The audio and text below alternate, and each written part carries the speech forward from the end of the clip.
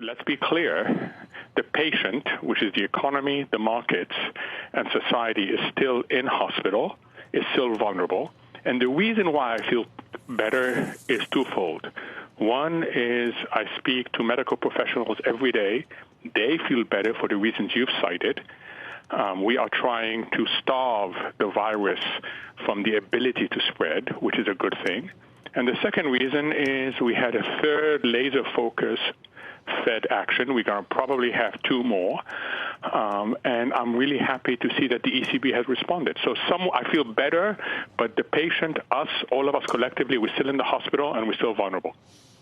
Okay. And of all the government and fiscal programs being bandied about, what we need to do, all of them, and even that is what, necessary but not sufficient, or we're getting to the point where will we be able to figure out what is sufficient? So first, we wanted a financial deleveraging to be minimized and not make the economic deleveraging, which is inevitable, worse. We have to understand that the economic deleveraging is worse. People are getting laid off. It's awful, but that's the reality. We don't want, on top of that, a financial disorder. So it's great to see the central banks trying to backstop different facilities. It's great to see them have more of a laser-focused mind. I wish I had it before, but they're there, and I commend them on that.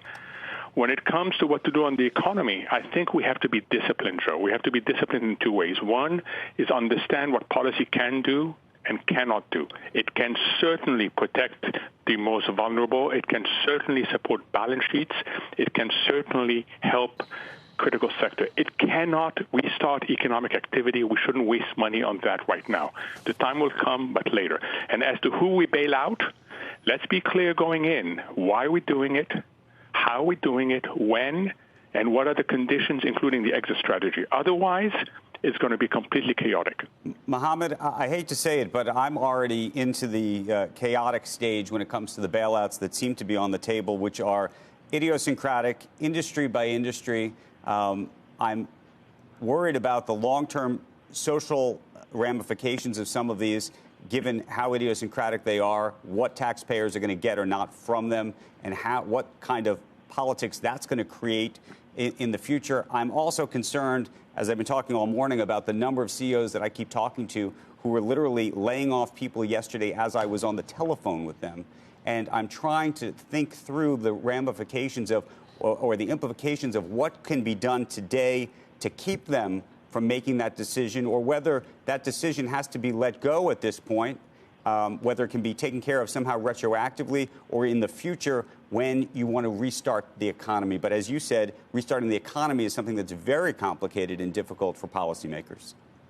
It is, Andrew, and this conflict that an individual CEO has between collective responsibility, don't lay off people, versus individual responsibility. I don't know how long this is going to last. Every single bit of my income statement and my balance sheet is getting hit is a hard one, and people have to solve it. I think collectively we're better off if we saw collective responsibility, but that's easy for me to say. I'm no longer a CEO. On the bailouts, we have to understand that Boeing and the airlines are not exceptions. There's this notion that somehow travel is an exception. It is not. It is a leading indicator of what everybody else is feeling and is going to feel. Maybe not as extreme, but restaurants, hairdresser, barbershops. I have a whole list of sectors that have been shut down completely, just like travel. So before we rush to rescue sectors that we think are exceptions, we have to understand that this is a general shock, not just nationally, but globally, and we have to have principles that guide our policy intervention. And hey, Mohamed, that's a really good point, because it's not, well, just on that point, movie theater owners are now asking for it too. You kind of go down the line of the industry. What kind of rules of the road would you suggest if we are looking at which industries to save or who to bail out, who to give loans to? So always start with more of a technocratic answer and then let politics play in. So you want to protect the sectors that are key to the economy, key being the strategic, they are the national security, and they employ lots of people. You've got to focus on what really matters. You've got to make sure that when you come in, you don't bail out every single element of the capital structure. Because if you do that, the amount of moral hazard you're going to introduce, and we've already had central banks introduce a ton of moral hazard, and that's contributed to where we are today.